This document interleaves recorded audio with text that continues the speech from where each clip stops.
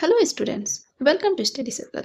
This video is intended for those students who are going to appear for class 12 CBSE board history exam. So we already studied about the whole theme 1 4 chapters and it is already available in the playlist. Now today we are going to read the theme 2 in chapter 5, that is Through the Eyes of Travelers Perceptions of Society 10th century to 7th century. In this video we are going to just do the important revision notes, and this video is very important for the revision purpose. So if you are new to my channel, please do subscribe, share and like this video. Without wasting much time, now come to the topic 1, that is Al-Biruni and his accounts. What is in this topic Khwarizm, that is in present day Uzbekistan in 973 CE.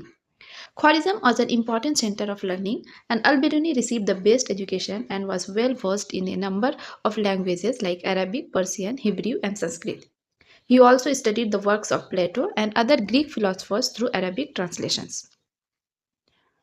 Sultan Mahmud, who attacked Khwarizm in 1017 CE and took many poets and scholars back to his capital Ghazni, and Al-Biruni was one of them.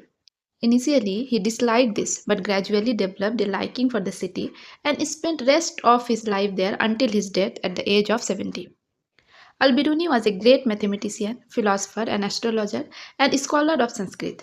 Mahmud was impressed with his knowledge and provided him an honorable place in his court. Al-Biruni accompanied Mahmud during his invasions to India many times and stayed in different parts of India. Being well versed in many languages, Al-Biruni could translate texts successfully. He translated several Sanskrit works in Arabic, including Patanjali as grammar. Al-Biruni wrote a book in Arabic called Kitabul Hind. It was divided into 80 chapters covering many subjects like astronomy, philosophy, religion, festivals, alchemy, weight and measures, social life, iconography, laws and meteorology. Kitabul Hind was also known as Tahrik-e-Hind. Scholars were of the opinion that since he was oriented towards mathematics, his book was almost geometric in structure, remarkable for its precision and predictability. Scholars were of opinion that since he was oriented towards mathematics, his book was almost geometric in structure, remarkable for its precision and predictability.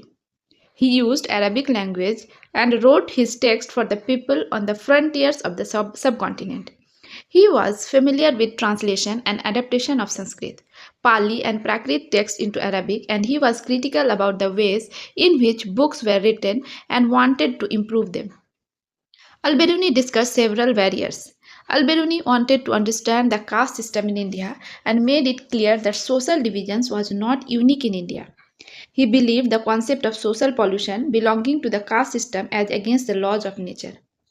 But here are some major drawbacks also of his account. What is the drawbacks? That he did not write elaborately regarding the political condition of India, and he also did not write an account of his personal knowledge. It was based on the Indian text available at that time. Now come to the topic second, that is Ibn Battuta and his accounts.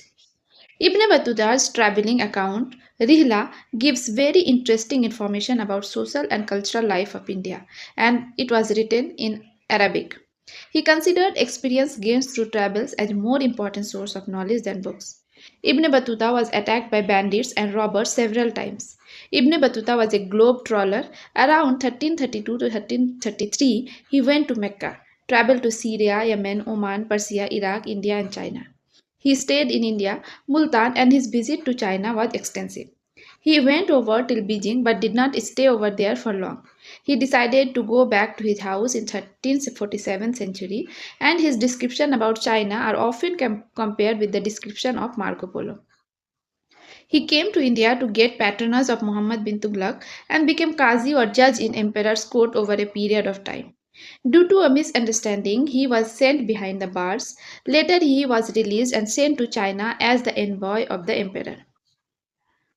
Problems faced by Ibn Battuta during his traveling were more hazardous than today. He took 40 days to travel from Multan to Delhi and 50 days to travel from Sindh to Delhi. He often became homesick and felt lonely while traveling. In his book Rihla, he recorded his observation in an exciting and interesting way. He recorded about unique things, that is pan and coconut, and also about trade and commerce. He compared coconut tree with that of palm tree. They look exactly the same except one produces dates and other bears coconuts as its fruit. He also mentioned that the nut of the coconut tree resembles a man's head, and he described the palm as a tree which is cultivated in same manner as the grapevine. Ibn Battuta found the cities in the subcontinent full of exciting opportunities, that they were densely populated and prosperous. He described Delhi as a vast city with huge population and equivalent to Daulatabad in size. Most cities had crowded streets, bright and colorful markets, and one wide variety of goods. The bazaars were not only places of economic transactions, but the hub of social and cultural activities. Most bazaars had a mosque and a temple. Space was marked for public performance by singers, dancers, and musicians. He found Indian agriculture very productive because of the fertility of the soil. Ibn Battuta was amazed by the efficiency of postal system, which allowed merchants to not only send information and remit credit across long distances, but also dispatch goods. What is in the topic 3, that is Francois Bernier and his accounts. Francois Bernier was a doctor, historian, political philosopher, and a Frenchman. He came to Mughal court in search of opportunities and stayed in India from 1656 to 1668 for 12 years. He was closely associated to Mughal court as a physician to Prince Dara Sikho, the eldest son of Shah Jahan. He was constantly comparing East and West, and he traveled to several parts of the country and wrote accounts of what he saw and comparing India with the situation in Europe. He dedicated his major writings to the King of France, Louis XIV.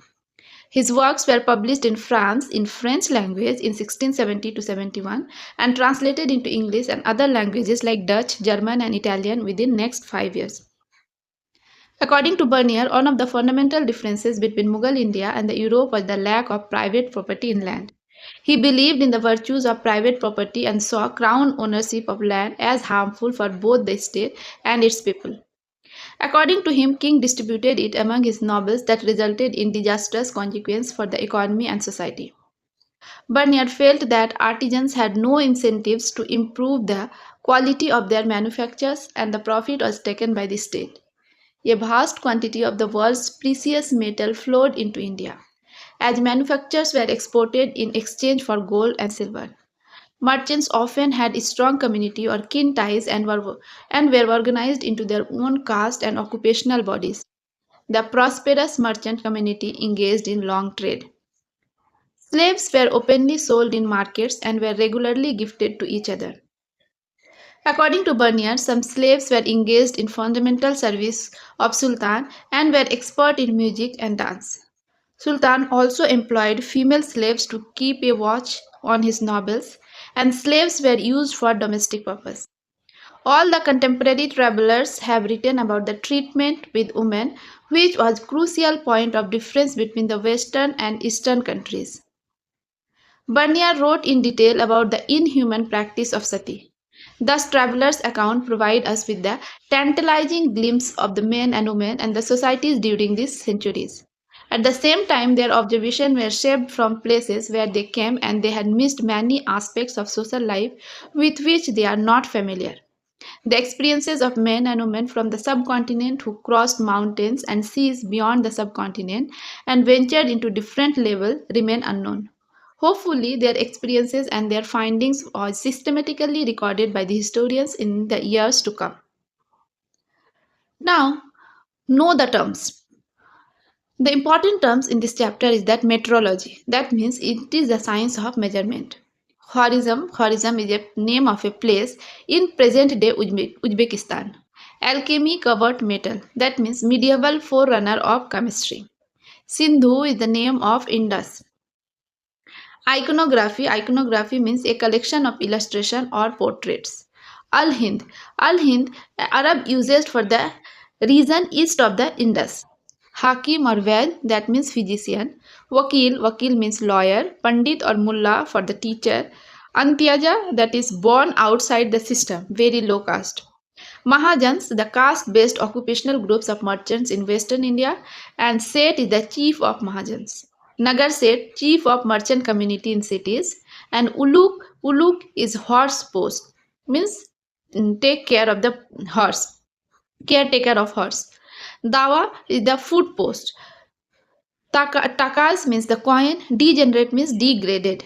Crown ownership means land owned by the king, and buros means borrows, town privileged by the royal clans. Ruin is the ruin, and Marises means the marshes, and Bengal, that is a different spelling, and that one the different spelling. Both are Bengal. Bengal means Bengal. So this is the important notes of this chapter, important summary of this chapter, and it is very important for revision purpose. So if you like this video, then please do like, share and subscribe my channel. Thank you.